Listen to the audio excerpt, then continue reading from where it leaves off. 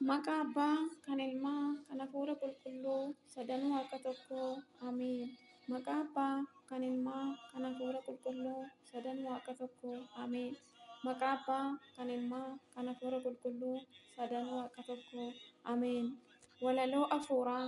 Mata dureen walaloo kootii in kutu fannoo koo mata duree jedhudha. Walumaan haa caqasnu. Maqaa Abbaa fi Ilmaa Hafuura Qulqulluu sadummaaf tokkummaa Sillaaseetti amannee kan bullu. In kutu fannoo koo, in kutu fannoo koo, fannoo Kiristoosiin nu bilisa moone ni moona daabiloos yoo fannoo qabanne. Hunduma keenyaafuu fannoon murteessaadha. Kan nu jajjabeessu nuuf humna keenyadha. Cubbuu hojjetee Addaam gannataa bahee fannoo Kiristoosiin gannatatti deebihee. Humna fannootiinis diinni ni qaana'ee. Saba Addaam hundaaf gammachuun ni godhe. Saba Addaam hundaaf gammachuun ni ta'e. Qaraaniyoo irratti dhiiga isaa lolaasee fannoodhaan Kiristoos bilisa nu baasee. Si'ooliidhaa baanee gannatatti deebinee daabiloosis gannee Waaqa duukaa buune.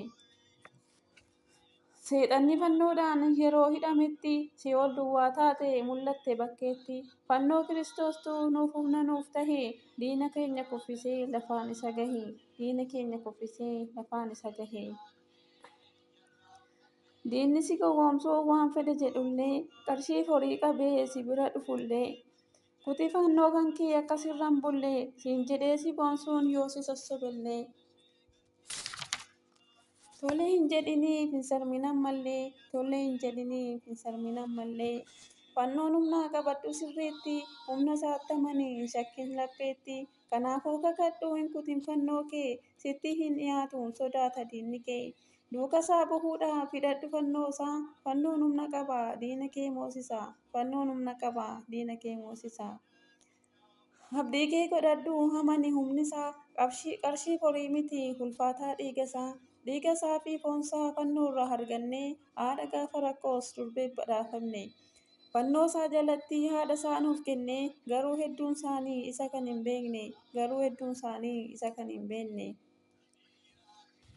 Ilma ishee Yesuustuu fannoon fannifamee nu du'aa nu kaasuuf fannoon ajjeefamee. Inni na jaallatu fannoo kan koo baatee na duukaa isa bu'u ofirra keeyatee. Jedhe Waaqayyoonis wangeelaan dubbate Maatiyos barreesse kanuma hubatee. Maatiyos barreesse kanuma hubatee.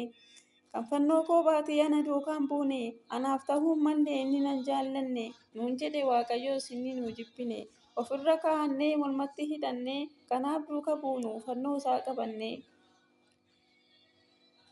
Sirriitti hubannu fannoon humna keenya of dura qabannee moona diina keenya.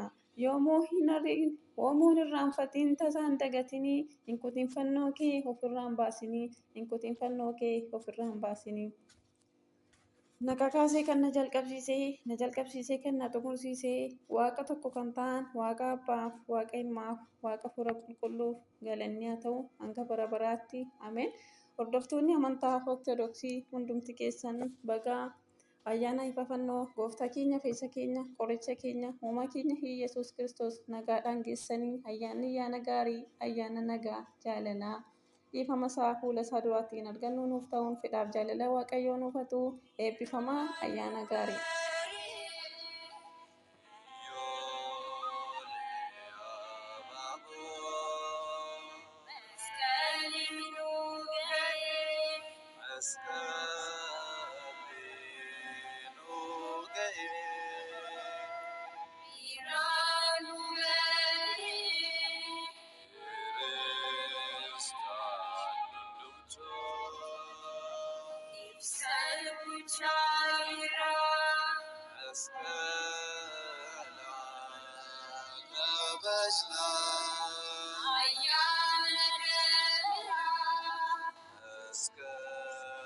Eebbifamaa bakka isin jirtan hundumatti Waaqayyoon isin faana ta'u ayyaanni gaarii ayyaanni miidhagaa isinii ta'u eebbifamaa.